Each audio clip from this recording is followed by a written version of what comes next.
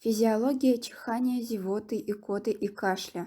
Выполнили студентки ОП-215 Шмакова Милана и Михайлова Екатерина.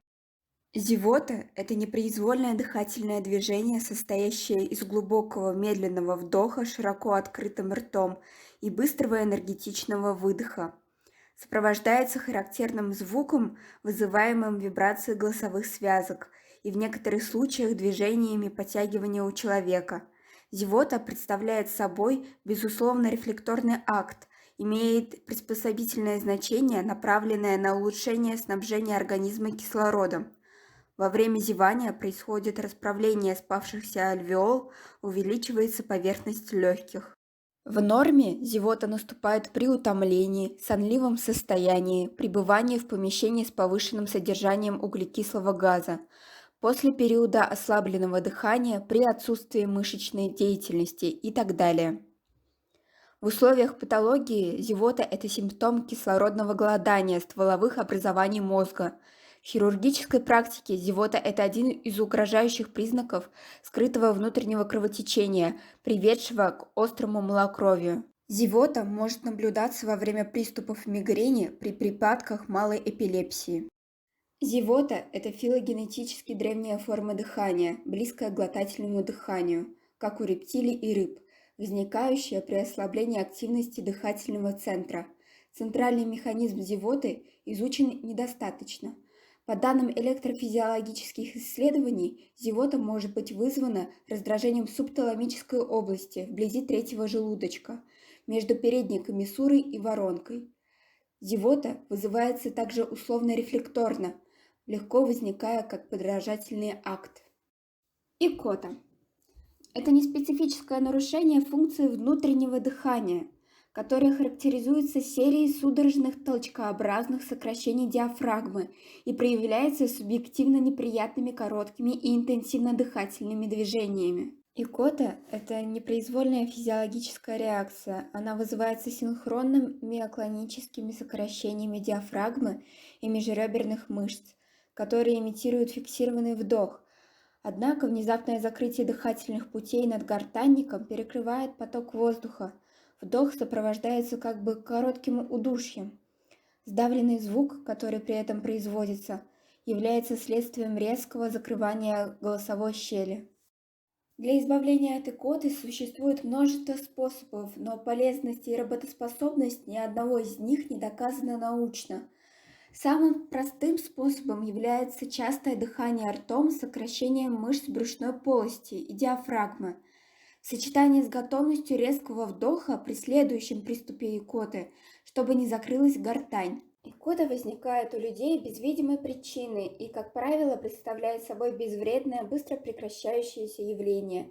Икота может возникнуть при общем охлаждении, особенно у детей раннего возраста, при перерастяжении желудка, переполнении его пищей, а также при раздражении диафрагмального или блуждающего нервов. Блуждающий нерв, проходя из грудной полости в брюшную, протискивается вместе с пищеводом через узкое отверстие в диафрагме. Раздражение блуждающего нерва может произойти при торопливой еде, при переедании, а также в неудобной позе, когда нерв сжимается, или при испуге, когда происходит резкий вдох. Кашель – это защитно-приспособительная реакция, обеспечивающая сохранность и очищение трахеобронхиального дерева от раздражающих агентов – мокрота, слизь, гной, кровь и инородных тел, пыль, кусочки пищи и другие. Кашлевый акт начинается коротким и глубоким вдохом, около 2 секунд, в конце которого рефлекторно сокращаются мышцы гортани, закрывающие голосовую щель. Одновременно повышается тонус бронхиальной мускулатуры.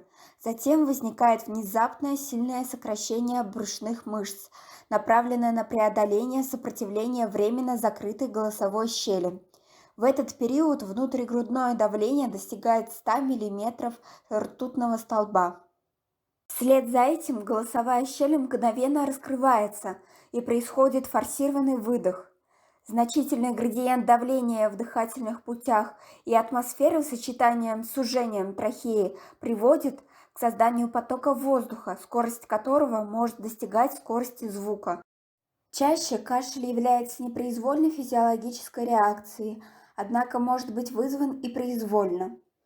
Кашлевые рецепторы расположены вдоль всего дыхательного пути. Рецепторы, связанные с кашлем, располагаются и за пределами дыхательных путей – в ушном канале, в желудке, околосердечной сумке, диафрагме. Верхние дыхательные пути более чувствительны к механическому раздражению, нижние дыхательные пути более чувствительны к химическому раздражению. Ткань паренхимы легких, бронхиальная и альвеолярная, не содержит кашлевых рецепторов. Импульсы от стимулируемых кашлевых рецепторов передаются по центрально-стремительным нервам, блуждающий языкоглоточный, тройничный, грудобрюшной, в кашлевый центр, в продолговатом мозге. При неспособности детей эффективно кашлять существует риск спадения легкого, рецидивной пневмонии и хронических заболеваний дыхательных путей от аспирации или задержки секрета. Кашель может быть связан с врожденными аномалиями, которые выявляются в течение первых нескольких месяцев жизни. Пищеводно-трахеальный свищ, расщелина гортани, паралич голосовых связок, трахеобронхомаляция. Чихание – это защитный безусловный рефлекс человека и низших животных, обеспечивающий удаление из верхних дыхательных путей пыли, слизи и других раздражающих агентов путем форсированного выдоха, преимущественно через носоглотку, после короткого глубокого вдоха. В отличие от кашля, при чихании язык прижимается к мягкому небу, поэтому форсированный выдох осуществляется через нос. Таким образом, процесс сводится к следующему. Предшествующее ощущение щекотания в носу, глубокий вдох и наполнение легких воздухом, поднятие мягкого неба, сокращение передних дужек зева, прилегание спинки языка к твердому небу, изолирующее носоглотку и ротовую полость, закрытие глаз, сокращение внутренних межреберных мышц и прямых мышц живота, мышц гортани с закрытием голосовой щели, расслабление диафрагмы и наружных межреберных мышц, что создает повышенное внутригрудное и внутрибрюшное давление, энергичное выдыхание с открытием носоглотки. Скорость прохождения воздуха наружу на уровне голосовой щели достигает 50-120 метров в секунду, а объемная скорость воздушного потока до 12 литров в секунду. Поток воздуха, проходящий через носовую и ротовую полости, захватывает капельки слизи и слюны, которые в распыленном виде разносятся на расстоянии до 2-3 метров.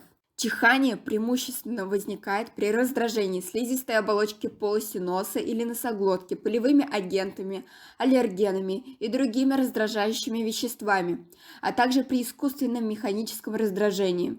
Чихание также может возникать при инфекционных заболеваниях и заболеваниях верхних дыхательных путей. Акт чихания координируется нервными клетками ретикулярной формации на уровне продолговатого мозга.